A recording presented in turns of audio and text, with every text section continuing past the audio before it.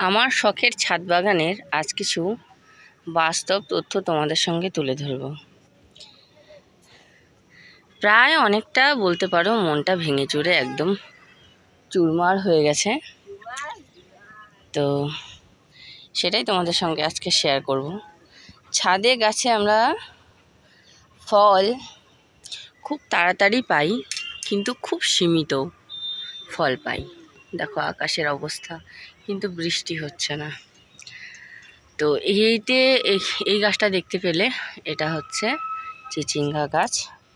এই গাছটাতে কিন্তু ফল তোমরা দেখেছো আমি হারভেস্ট করেছি, বেশ কয়েকটা ফল ধরেছিল। সেই যে ধরেছে, আর কিন্তু কোনো ফল নেই, একদম ফুল আসছে কিন্তু ফল কিন্তু নেই। তো এটাও হয়তো শেষ, মানে অতটুক পরিমাণেই ফল হয়তো হয় ছাদ বাগানে। যাই হোক, আর এই বেগুন গাছগুলো জল দিইনি রাগ করে, যেগুলোকে উঠিয়ে ফেলে দেবো। এই গাছগুলোতেও ফল কিন্তু অনেক কটা গাছ রয়েছে, এই বেগুন গাছগুলো, কিন্তু ফল কিন্তু আসেনি। আর এই যে চাল কুমড়োটা দেখছো, বেশ সুন্দর হয়েছিল, বেশ কয়েকটা ফল দিল, মোট 5টা ফল দিয়েছে। হ্যাঁ, মোট 5টা ফল দিয়েছে, তারপরে কিন্তু আর কোনো ফলের দেখা নেই। এটাকেও আমি তুলে ফেলে দেবো, হয়ে গেছে এগুলো বেশ। এগুলোতে আর ফল ধরবে না আমার মনে হয়। আমি অনেক দিন দেখলাম, জল টল খাবার টাবার দিলাম, কিন্তু ফলের কোনো দেখা নেই।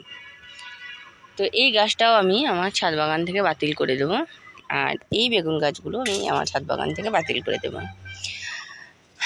আর এই চিচিঙ্গা বড় আশা করে বুনেছিলাম, আর সবগুলোই মোটামুটি আমি তুলে নিয়েছিলাম, বীজের জন্য একটাও রাখিনি। ভেবেছিলাম যেভাবে ফল ধরছে তাতে করে আরও ফল আসবে, তো ফল আর আসেনি, আর বীজের জন্য আমার আর রাখা হলো না।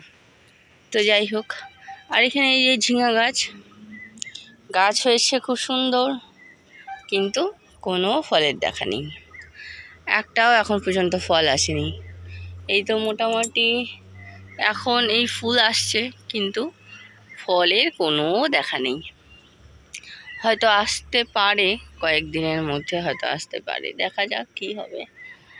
তো এই গাছগুলো ফ্লপ, মানে ছাদ বাগানে আমি দেখেছি ফল ভীষণ তাড়াতাড়ি আসে, তারপরে কিছুদিন পর সেটা শেষ হয়ে যায়, মানে কয়েকটা ফল দিয়ে গাছের অবস্থা শেষ, আর কোনো ফল টল আসে না। আর এই গ্রাফটিং করা আমার বেগুন গাছটা, এটাতে ফল দিচ্ছে, এই যে দেখো এটাতে ফল দিচ্ছে 2-3টে করে। আমি ফল মাঝে মাঝে এখান থেকে তুলে নিয়ে যাই বেগুন, আর এগুলো তো কোনো কথাই নেই, আর কি বলবো। আর এই লঙ্কাগুলো প্রচুর এসছে, কিন্তু ঝাল ঝুল নেই বলে কেউ আর খাওয়া হয় না। আর এই যে ঝিঙে গাছটা দেখতে পাচ্ছ, এই ঝিঙে গাছটা, এটাতে মোট হচ্ছে 3টে ফল এসছে, আর কিন্তু কোনো ফল নেই, একটাও আর আসেনি। তোমার হচ্ছে এটাতে হচ্ছে একটা ট্যাংরা ব্যাংরা সবার প্রথমে ফল এসেছিলো, একটুখানি হয়েছিল, বাদ বাকিটা একদম সরু। তো এটাতেও কোনো ফল টল আসেনি। আর এইদিকে এই বেগুন গাছগুলো আমাকে প্রচুর বেগুন দিয়েছে, তোমরা যারা আমার ভিডিওগুলো আগে দেখেছো তারা জানবে যে। আর আজকে না প্রচুর রোদ উঠেছিল, দেখো গাছগুলো কী অবস্থা হয়ে গেছে। তো এই গাছগুলো প্রচুর বেগুন দিয়েছে আমায়, আর কি বলবো তোমাদের। আর এখানে হচ্ছে ধুতুল গাছ লাগিয়েছিলাম, আমাকে সবার প্রথমে দুটো ধুতুল দিয়েছিল, তারপরে আর কোনো ধুতুলের দেখা নেই বলে খুব একটা বাগানে আসতে এখন মনও চায় না, ফল নেই বলে, ফল আসেই না বললেই চলে। তো সে কারণে আসি না। আর দেখছি এখানে দুটো ধুতুল ধরে আছে, এসে দেখি দুটো ধুতুল ধরে আছে। আজকে প্রচুর রোদ উঠেছে, তো বৃষ্টি টিষ্টি নেই, তো গাছগুলো পুরো নেতিয়ে গেছে একদম। তো দুটো ধুতুল ধরেছে। আর এই যে বটবটি, এটা আমার প্রচুর পরিমাণে ফলন দিয়েছে, তো তোমরা সবাই জেনে থাকবে। এই দেখো আবার ফুল এসছে, একদম ফুল দিয়ে ভর্তি হয়ে এসছে। তো এখানে কিন্তু ফল আরও আসবে, তবে আগে প্রথম সাইজগুলো বড় বড় হতো, এখন আর সাইজ বড় হয় না, বেশ ছোটোই হয়। এই যে দেখতে পাচ্ছ, এই এতটুকু সাইজেরই হচ্ছে, আর কিন্তু হচ্ছে না, তবে ফল দিচ্ছে, আমায় নিরাশ করছে না। আর এখানে হচ্ছে পটল গাছ। পটল গাছে খুব একটা ভালো আমি করতে পারিনি, কারণ এটা তো পলিনেশন হচ্ছে না, তার জন্য এরকমই হচ্ছে। পটল হচ্ছে কিন্তু পলিনেশনের অভাবে এগুলো কিন্তু সাইজ বড় হচ্ছে না। এই দেখুন, এই যে এটাই ম্যাক্সিমাম সাইজ। এই যে এই পটলটা দেখতে পাচ্ছ, এটাই হচ্ছে ম্যাক্সিমাম সাইজের পটল, এর থেকে বড় কিন্তু হয়নি। তো কিছু কিছু গাছ আছে যেগুলো আমাকে ভালো ফলন দিয়েছে, আর কিছু কিছু গাছ আছে যেটা ছাদ বাগানে উপযুক্ত নয়। আর এখানে দেখতে পাচ্ছ সেই যে আমার হলুদ রঙের মিষ্টি কুমড়ো গাছটা, এটা গাছ ভেঙে গিয়েছে, মাচা ভেঙে গিয়েছে। ভেঙে গিয়ে গাছ পুরো মাটির থেকে মানে টবের থেকে উপরে উঠে আছে।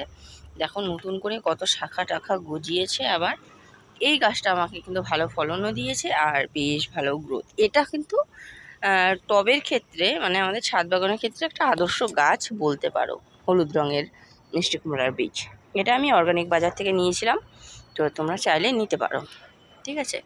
এটা কিন্তু ভালো একটা মানে টবের ক্ষেত্রে, টবে বা ছাদ বাগানের ক্ষেত্রে এই গাছটা কিন্তু একদম আদর্শ।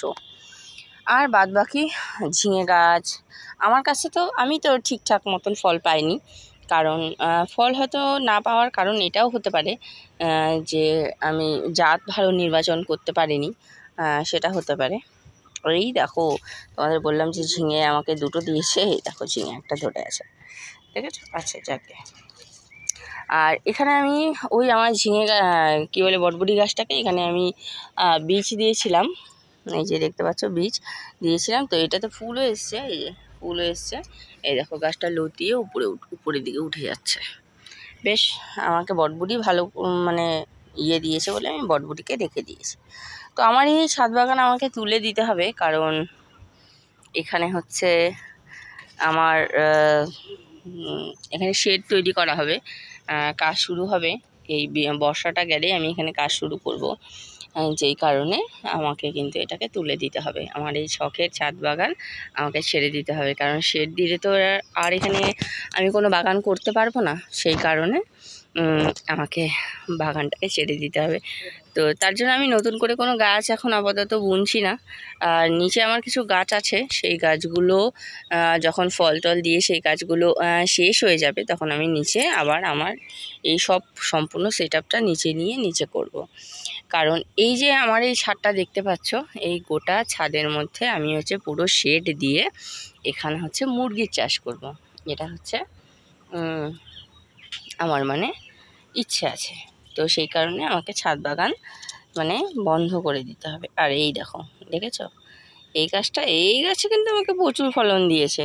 একটু মাথা কেটে দিয়েছিলাম ফল দেওয়ার পরে, তারপরে দেখো আবার সব ফুল এসে, না এখন খাওয়া যাবে না, ফুল এসে একদম ভরে গেছে। আর এই গাছটা ফুল এসছে কিন্তু একটাও ফল কিন্তু দাঁড়াচ্ছে না। প্রথমবার দাঁড়িয়েছিল, একটা গুটি বেঁধেছিল, তারপরে ওটা পড়ে গেছে, তারপরে কিন্তু দাঁড়ায়নি। আর আমি চেষ্টাও করছি না, কারণ এই গাছটাকে একটু গ্রোথ হতে দিচ্ছি যাতে একটু বড় সড়ো হয়, ভালো আগে গাছটা নিজে হৃষ্টপুষ্ট হোক, তারপরে আমি এর থেকে ফল আশা করব। তো যাই হোক বন্ধুরা, অনেক কিছু এই ছাদ বাগান নিয়ে স্বপ্ন ছিল।